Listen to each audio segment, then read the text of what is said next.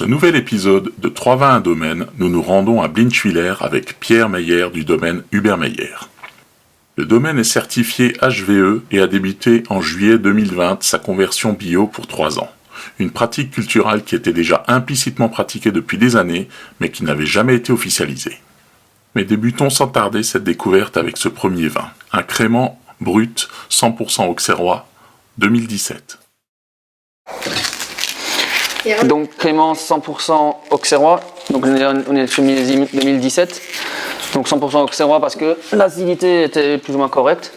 Si maintenant ça aurait été plus plat, comme en 2018-2019, je incorpore jusqu'à 10 à 15% de Riesling pour monter l'acidité. Je tartrique jamais mes vins, donc je joue plus sur l'assemblage. Donc là on est sur millésime 2017, on est sur 18 mois de latte. Brut. Je fais juste un petit dosage en SO2 et on finit à 4 grammes de sucre. Santé. Et les créments, c'est une grosse production? Les créments, ça a pris une grosse ampleur au domaine. Mon papa ne faisait jamais de créments. Il achetait le crément chez un négociant. Et donc quand je suis rentré de mes études en 2011, j'ai fait mon premier crément. Je me rappelle, j'avais commencé avec 16 hectos. Et maintenant on fait après 40 000 créments. Ah oui, c'est bien. Non, moitié-moitié, hein. 20 000 rosés et 20 000 blancs. D'accord. Plus ou moins. Et il y a plusieurs gammes de blancs? Non, j'ai mon brut blanc, j'ai mon brut rosé, j'ai mon 100% chardonnay derrière. Donc chardonnay est sur 3 ans de latte. D'accord. Donc là-dessus, j'ai vraiment fait un bâtiment pour la cave à crément, j'ai vraiment isolé 30 cm pour que la cave ne bouge pas entre 16 et 17 degrés. Donc pourquoi 16? J'ai vraiment une fermentation sur 6 mois, pour vraiment avoir une fois cette bulle fine. Oui. Je ne supporte pas les bulles gazeuses, donc j'ai vraiment voulu 16 degrés. Donc si c'est plus froid, j'ai de la clim qui se met en route, et sinon j'ai 4 radiants autour de la pièce pour réchauffer.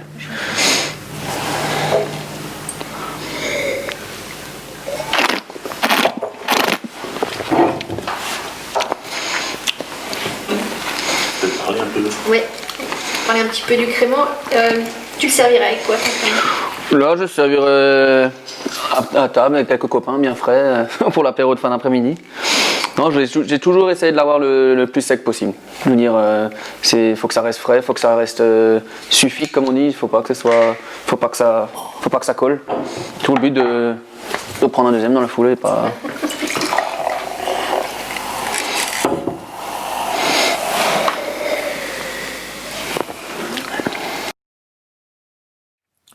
Le domaine familial exploite 13 hectares de vignes, dont 1 hectare sur le grand cru Winzenberg. Le parcellaire se répartit sur les terroirs variés autour de Blinchwiller et des communes voisines de Dambar-la-Ville, Noothalten et Epfig. Partons à la découverte du deuxième vin, un Muscat millésime 2018. Deuxième partie, je vais faire goûter un Muscat. Donc vraiment un Muscat, donc l'assemblage c'est 80% Autonel, 20 Alsace. Donc vendange manuelle. Donc vendange manuelle et grappé, mis sur pressoir. Donc je ferme mes capuchons en bas sur mon pressoir, mon Vilmès. Donc là je fais une macération pelliculaire de 6 heures. D'accord. Je mets un peu de neige carbonique dessus. Donc après pressurage super lent, donc là on est sur 6 à 8 heures de pressurage. Et après la particularité c'est que donc, je les laisse sur les lits, enfin sur les bombes pendant au moins 48 heures pour au moins sortir le maximum de fruits. Donc là ça descend à 10 degrés, je descends les jus à 10 degrés pour vraiment les laisser longtemps dessus. Et tant que ça pousse pas en haut, je les laisse au maximum. Après je les débaume, je filtre tout de suite les baumes, c'est là où il y a la partie la plus riche des arômes. Et après on descend dans l'autre partie de la cuverie, donc tout en inox, et toujours les maintiens de température entre 18 et 19 degrés. Je ne veux pas que le muscat fermente en 10 jours, sinon tous les arômes ils vont pas rester. Donc c'est vraiment essayer de tenir au moins un petit mois. Et c'est issu de toute la même parcelle? C'est 2 parcelles. Il y a une partie, les Autonel et Alsace, c'est une parcelle dans Fronholz, à Epfig, donc terre très lourde. Et l'autre partie d'Autonel, c'est sur Blinchwiller, sur du granit. C'est des vieilles parcelles. Là on est je pense qu'on est autour de 40-45 hectares.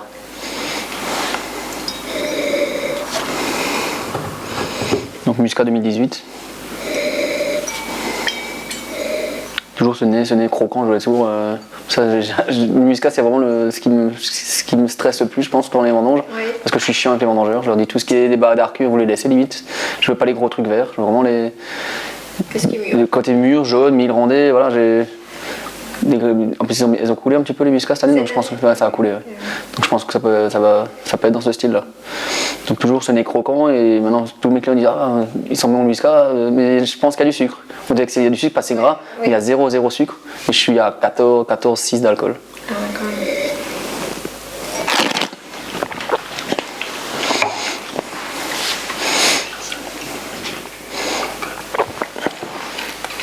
Donc on a vraiment ce côté fruit du muscat et l'acidité de l'Alsace qui l'emmène vraiment en longueur. Ouais. J'avais toujours le problème avec des 100% au tonnel que c'était court en bouche. Donc là, j'ai mis mes Alsaces dedans. D'accord. Et le muscat, c'est quand même un vin lunatique. Hein. Ouais. C'est compliqué. C'est compliqué, ouais. Je veux dire, quelquefois je le goûte, je dis, putain, ils sont pas, qu'est-ce qui s'est passé? 2 jours après, ça va à nouveau. Mais ça me tient vraiment à cœur d'avoir un bon muscat parce que c'est vraiment toujours une porte d'entrée dans les restaurants.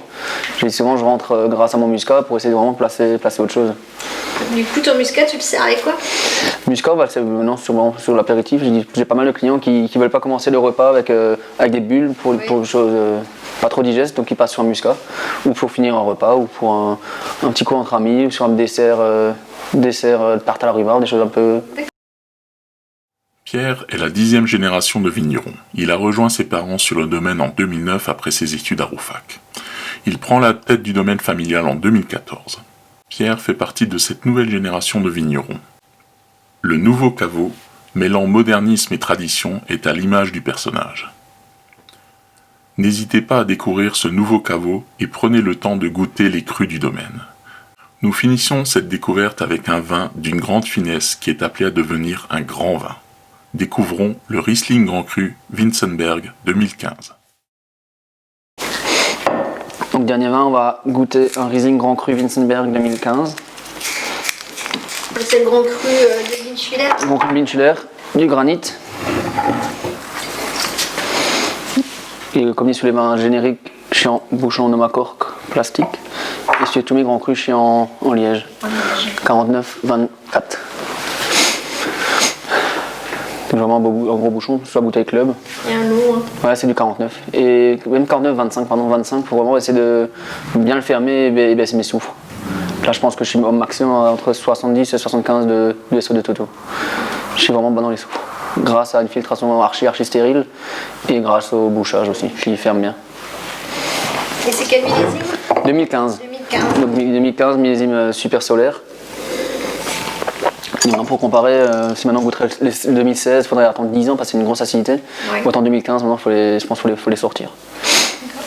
Et tu conserves tes grands crus? Je conserve mes grands crus depuis 2011 parce que mon papa n'a jamais fait de grands crus. D'accord. Il mettait tout dans une cuve et il vendait en vrac. Donc j'ai commencé mes premiers grands crus en 2011. Et t'en as encore en stock? Non, enfin pour moi, je garde tout de suite à la mise en bouteille, j'enlève tout de suite 12 bouteilles par millésime. Parce que si je les enlève après, t'as encore un client, demain les 12 derniers, ça m'est déjà arrivé, donc j'en ai plus du tout. Ouais. Donc dès que j'ai la mise en bouteille, je sors tout de suite 12 bouteilles. Alors la spécificité là du grand cru Vinzenberg? Donc le Vins, c'est toujours ce côté très très minéral, vraiment pierre à fusil. Donc là 2015 ça commence un peu à pétroler. L'avantage qu'il y a, moi j'ai une partie dans le Vinzenberg, le bas du Vinzenberg, et moi j'ai encore un peu de calcaire. Donc ça minéralise un peu moins vite. Donc là millésime 2015, j'ai 14,4 d'alcool et j'ai 2 grammes de sucre.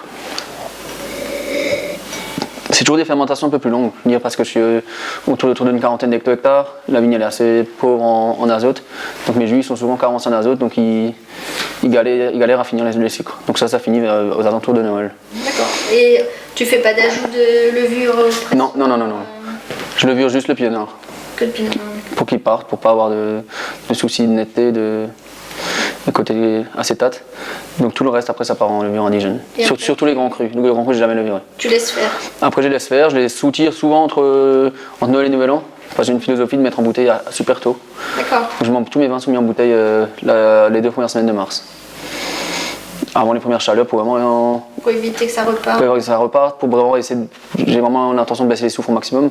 Donc je m'embouteille super tôt, comme ça ma filtration est super stérile, il s'embouteille et après il ne bougera plus. Une mise de juillet, je les faisais à l'époque. Tous les 2 mois, tu les retravailles, tu les resulfies, tu remets un coup et tu remontes tes totaux. Ouais. J'ai 20 à KTM, mais aucun vin dépasse 80 de SOD total.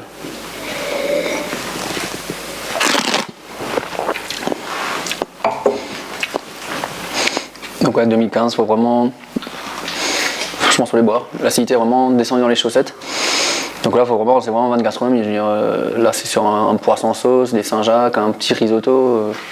Ça donne juste faim. Ouais, t'as une belle acidité citronnée. Ouais, c'est vraiment spécifique du Vince. C'est vraiment ce côté citron, pierre à fusil, sarlin, droit.